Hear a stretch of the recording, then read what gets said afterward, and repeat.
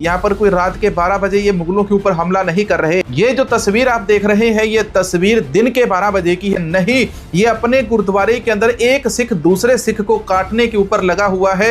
एक सिख ने दूसरे की दस्तार उतार दी तो दूसरा कहता है कि मैं तीसरे चौथे पांचवें सब की दस्तार उतारूंगा। वाहेगुरु जी का खालसा, वाहेगुरु जी की फतेह। गुरुद्वारों के गोलक के ऊपर कब्जा जमाना है, आपको ज्यादा धन जुटाना है, आपको अमीर बनना है तो किसी न किसी गुरुद्वारा साहिब के अंदर आप लोग भी प्रधान बन जाइए। मैं भी यही सोच रहा हूँ कि गुरुद्वारे का प्रधान बना जाए। जर्मनी के अंदर एक गुरुद्वारा साहिब है, गुरुद्वारा साहिब की गोलक खोलने को लेकर जो विवाद हुआ है, वहां पर मारकाट हुई है, एक दूसरे की दस्तारें उतारी गई, श्री साहिब एक दूसरे के ऊपर ही चलाए गए। ये सारी खबर आपके साथ विस्तार से ही साझी करेंगे। लेकिन सबसे पहले मैं आपको बीजेपी के एक मंत्री हैं कपिल मिश्रा, इनका नाम है, आज की तारीख के अंदर ये बीजेपी के अंदर है, पहले ये आम आदमी पार्टी के अंदर हुआ करते थे कपिल मिश्रा। कपिल मिश्रा ने बीजेपी की सारी धोती खोली। इन्होंने कहा कि मोदी के साथ कौन सी लड़की थी, अमित शाह के साथ कौन सी लड़की थी, मोदी किस लड़की को परेशान करते थे, अमित शाह किस लड़की को परेशान करते थे। ये मेरे निजी शब्द नहीं है, ना मेरे ये निजी विचार हैं। ये जितने भी विचार हैं, जितनी भी बातें हैं, दिल्ली की विधानसभा के अंदर कपिल मिश्रा थे, इन्होंने दिल्ली की विधानसभा के अंदर ये सारी बातें रखी। इसके अलावा भी और बहुत सारी इंपॉर्टेंट खबरें इस वीडियो के अंदर आपको बताने और दिखाने वाले हैं। इसके अलावा हिंदुओं ने सिखों के बारे में क्या कहा, सिखों ने मुसलमानों के साथ कैसे अपने आप को जोड़ दिया है, ये भी खबरें बताएंगे। पहले कपिल मिश्रा का ये आपको वीडियो दिखाते हैं और सुनाते हैं जो दिल्ली विधानसभा का है। Chief minister Shri Narendra Modi visited Kutch to inaugurate the hill garden project. It was the time when he was introduced to an architect, उसका नाम मैं यहां नहीं लूंगा, लेकिन उस महिला से एक हिल गार्डन प्रोजेक्ट के पूरा होने के समय परिचय होता है। अक्टूबर 2005 में नरेंद्र मोदी जी उनके साथ ईमेल पे बात करनी शुरू कर। Shri Modi and miss had begun to exchange text messages. She further mentioned that she was planning to meet the chief minister. यहाँ से जब बात आगे बढ़ती है, बहुत जोर शोर से प्राइवेट कन्वर्सेशन के बारे में विजेंद्र गुप्ता बोल रहे थे। यहाँ पे ये सुप्रीम कोर्ट के पेटिशन में लिखा हुआ है, सुप्रीम कोर्ट को एफिडेविट देके लिखा गया है, मोदी जी मुख्यमंत्री होते हुए अपनी मीटिंग छोड़ के बाहर निकल जाते थे इस महिला से अकेले में बात करने के लिए। अधिकारियों से कहते थे मुझे कोई डिस्टर्ब नहीं करेगा। सेकेंड वीक ऑफ मार्च 2006 को 5 बजे वो अहमदाबाद में उतरती हैं फ्लाइट से। इस आईएएस ऑफिसर को फोन करती हैं कि मैं अहमदाबाद आ गई हूं और अगले दिन मैं भुज जाने वाली हूं। उस महिला का फोन बंद करा के सरकारी गाड़ी में बैठा के पीछे वाले दरवाजे से नरेंद्र मोदी के घर लेके जाया जाता है। खास तौर पे इस महिला से बात करने के लिए अलग मोबाइल नंबर मोदी जी ने रखा हुआ। पेटिशनर प्रदीप शर्मा जिन्होंने सुप्रीम कोर्ट में एफिडेविट दिया, इनके पास एक लेटर आता है कि एक सीडी है इस महिला की किसी व्यक्ति के साथ सेक्स करते हुए। यानी कि मोदी जी को यह लगा कि मोदी और उस महिला के बारे में जो वीडियो सीडी है वो खुद इस पेटिशनर के पास आ गई। और ये सीडी और ऑडियो रिकॉर्डिंग इसके बहुत शौक है। विजेंद्र गुप्ता जी को दिखाऊंगा लोगों को एक ऑडियो सीडी, एक सीडी में इस विधानसभा में ऑन रिकॉर्ड रखना चाहता हूं। और ये सीडी अमित शाह की है, अमित शाह की पुलिस अधिकारियों के साथ बातचीत की है। और ये सीडी वो घिनौना सच हिंदुस्तान के सामने लेके आती है कि कैसे एक मुख्यमंत्री एक लड़की, अपने से आधी उम्र की लड़की के पीछे पड़ता है। पीछे कैसे पड़ता है? पूरी की पूरी पुलिस उसके पीछे लगाता है। केवल पुलिस नहीं, वहां की इंटेलिजेंस एजेंसी और यहां तक कि एटीएस के अधिकारियों तक को भी एक लड़की के पीछे लगा देता है। अमित शाह कह रहे हैं कि मोदी जी मेरे साथ ही बैठे हैं, साहब मेरे साथ ही बैठे हैं। साहब कह रहे हैं कि अंदर 2 हैं, एक लड़की और एक लड़का है, उनके सारे नजर रखो। वो यानी गृह मंत्री एक लड़की का पीछा कर रहा है, पूरी की पूरी पुलिस की फोर्स लगी हुई है। मुख्यमंत्री उस लड़की में इंटरेस्ट ले रहे हैं, मुख्यमंत्री उसको अपने घर बुला रहे हैं। घर पीछे वाले दरवाजे से आनी चाहिए, वहां से और आज नहीं मालूम ये लड़की कहां है।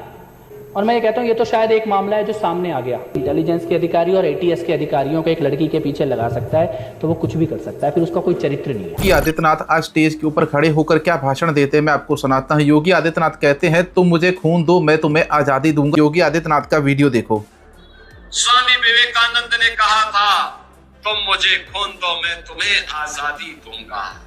यहाँ पर तो कमाल हो गया, तुम मुझे खून दो मैं तुम्हें आजादी दूंगा। ये सारी बातें तो कपिल मिश्रा आम आदमी पार्टी के एमएलए थे दिल्ली से, उन्होंने दिल्ली की विधानसभा के अंदर बोली। और दूसरा वीडियो मैंने आपको दिखाया, ये खुद योगी आदित्यनाथ अपने मुंह से बोल रहे हैं कि तुम मुझे खून दो मैं तुम्हें आजादी दूं। चलो एक और वीडियो सुनाता हूं आपको। सिख धर्म ने इस हिंदू धर्म को हमेशा बचाया है, लेकिन आज सिखों को भारत के अंदर टारगेट किया जाता है।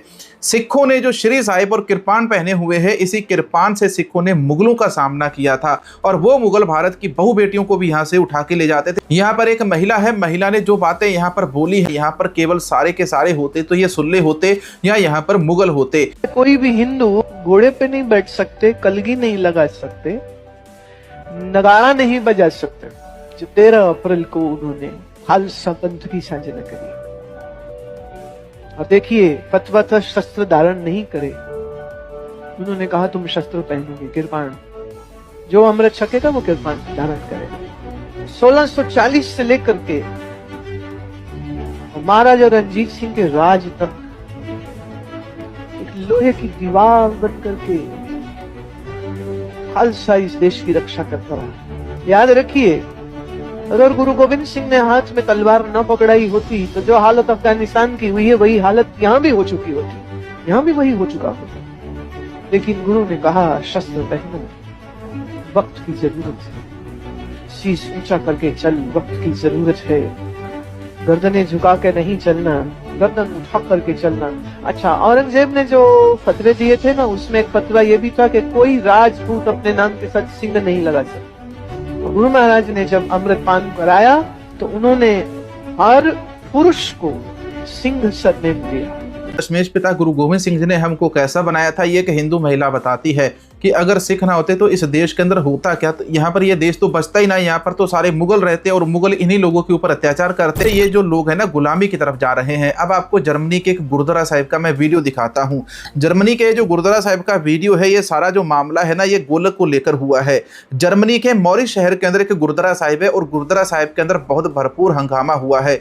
वीडियो भी साथ में दिखाता हूँ, आपकी इसकी डिटेल भी बताता हूँ। गुरुद्वारा साहिब की जो गोलक होती है, उस गोलक से पैसे निकालने का मामला था।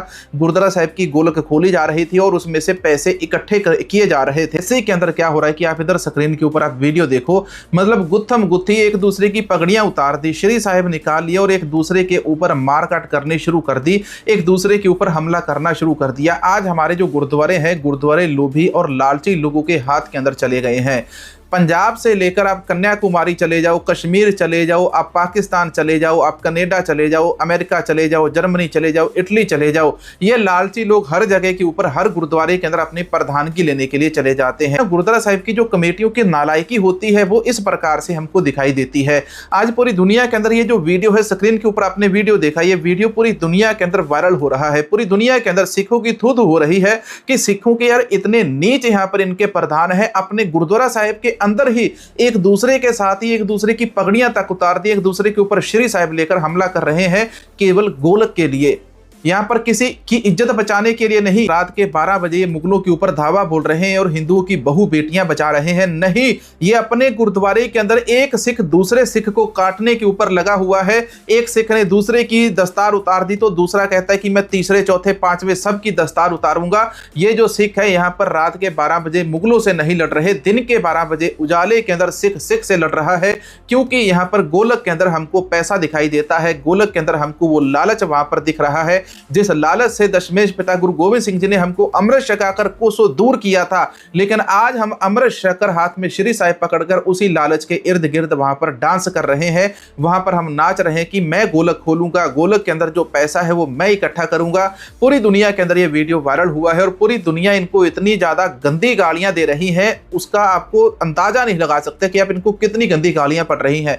हर गुरुद्वारा साहिब के अंदर यही हालात है। गुरुद्वारा साहिब की जो कमेटियां होती हैं, उन कमेटियों के अंदर पहले तो आरएसएस वाले काबिज हो जाते हैं, इसके बाद फिर ये लालची लोग यहां पर आ जाते हैं। एक तो आरएसएस वाले और दूसरे ऊपर से लालची लोग। इन्हीं लोगों के कारण आज जो हमारा पंथ है, पंथ की यह दशा हो रही है, पंथ नीचे की तरफ जा रहा है। लेकिन बहुत जल्द खालसा राज भी आएगा और जैसे ही खालसा राज आएगा, इस प्रकार के जो लोग हैं गुरुद्वारा साहिब के अंदर गोलकों के पीछे, लालच के पीछे लगकर अपने ही सिखों की पगड़ियां उतारते हैं, बहु बेटी को सामने देकर उसकी इज्जत नहीं करते, उनको भी धक्का मार देते हैं, तो इन सब का हिसाब खालसा राज के अंदर लिया जाएगा। इन सब के जो नाम है आप लोग अपने कमेंट सेक्शन के अंदर लिखकर मुझको जरूर बताना। मैं आपको एक इंपॉर्टेंट वीडियो सुनाने वाला हूं। हम सभी ने देखा है भारत के लोग जो है ना शिवलिंग की पूजा करते हैं, लेकिन शिवलिंग क्या है आधे से ज्यादा लोगों को यह नहीं पता। इसी तरह भारत के और भी बहुत सारे लोग हैं जो श्री राम को भगवान राम मानते हैं, उनको देवता मानते हैं, उनको भगवान मानते हैं।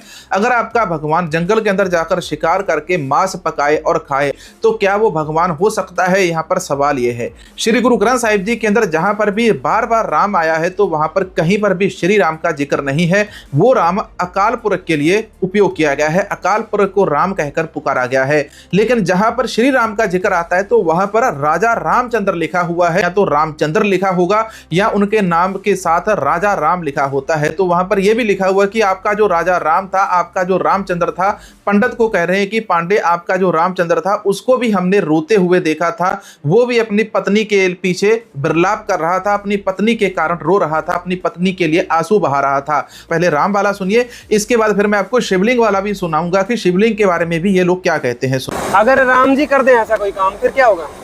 वो तो शराबी की गिनती में आ जाते हैं। वो भी शराबी की गिनती में आ जाते हैं। सही नहीं है ना फिर काम? नहीं, भगवान के ये काम नहीं होते ना, मांस खाना या शराब पीना भगवान के काम नहीं है, पर देवता लोग ऐसे काम कर देते हैं, ये तो आपने सुना होगा। तो श्री रामचंद्र जी भी देवता श्रेणी में हैं और उन्होंने ये सारे काम करे हैं, दिखाएं। और इन्हीं के ग्रंथों के अंदर शिवलिंग के बारे में भी लिखा हुआ है। मतलब एक दारुवन नामक जंगल के अंदर, वन के अंदर, अर्थात नंगे कामियों के समान चेष्टा किए हुए हाथ में लिंग को पकड़े हुए शंकर जी बिल्कुल नंगे आ गए, अपने लिंग ना हाथ में पकड़े हुए। वे शिव जी मन से उन वनवासी मुनियों का भलाई करने की प्रसन्नता से उस वन में प्राप्त हुए। उनको देखकर ऋषि पत्नियों में परम त्रास हो गया और वो व्याकुल हो गई। नंगे खड़े और उनको जाके जो ऋषि है, ऋषियों की पत्नियां जाकर उनको चिपट जाती हैं। और इसके बाद बहुत कुछ हुआ यार, बहुत मतलब अश्लील बातें भी। जम्मू कश्मीर के अंदर हमारे को सरदार सिख भाई हैं, वो कहते हैं कि अल्लाह और अकाल पुरख एक ही है। इस्लाम हमारे बगैर अधूरा है, हम इस्लाम के बगैर अधूरे हैं। सिखिज्म में मेजॉरिटी में जो अगर कन्वर्शन हुई है वो इस्लाम से आई हुई है। हम आपस में भाई भाई हैं। हमारा एक हम मतलब ऐसे हैं जिसको हम बोलते हैं हमें मासनूम का जो रिश्ता है हम दोनों कौमों में है, क्योंकि इस्लाम भी एक को ही फॉलो करता है, ला इलाहा इल्लल्लाह। हम भी एक ओंकार से लेकर गुरप्रसाद तक हम भी यही कहते हैं। भाई इंसानियत की बातें करते हैं, लेकिन तब ये इंसानियत की बातें कहां पर चले जाती हैं जब कौर से खान बना दिया जाता है, जब बहू बेटियों को वर्गलाकर एक सिख बच्ची को इस्लाम के अंदर कन्वर्ट करने के लिए 10,000 पाउंड दिए जाते हैं, तब हमारे ये भाईचारे वाले लोग कहां पर होते हैं? मैं इनसे केवल ये सवाल करता हूं, इस्लाम के अंदर सारे अच्छे नहीं, इस्लाम के अंदर सारे बुरे नहीं है। सिख धर्म के अंदर सारे अच्छे नहीं है और सिख धर्म के अंदर सारे बुरे भी नहीं है। सिख धर्म के अंदर गुरुद्वारा साहिब के अंदर हमने देख ही लिया कि कितने गंदे लोग यहाँ पर गुरुद्वारा साहिब की गोलक को लेकर गुरुद्वारा साहिब के अंदर लड़ते हैं। तो घटना है यहाँ पर फिर पुलिस आई और पुलिस ने आकर दोनों गुटों को साइड में किया, जो दोनों गुट आपस के अंदर लड़ रहे थे। गुरुद्वारे के अंदर ये जो कांड हुआ, गुरुद्वारे के अंदर जो तलवारें चली हैं, तो इसने भाई सबको शर्मसार कर दिया है। आज के इस वीडियो के अंदर इतना ही। मिलेगी एक और नई वीडियो नई जानकारी के साथ। हाथ जोड़कर बेनती है यार, चैनल की मेंबरशिप जरूर ले लो। तो ये वाला QR कोड है, इस QR कोड को स्कैन करके भी आप हमारे चैनल को सपोर्ट कर सकते हैं। वाहेगुरु जी का खालसा, वाहेगुरु जी की फतेह।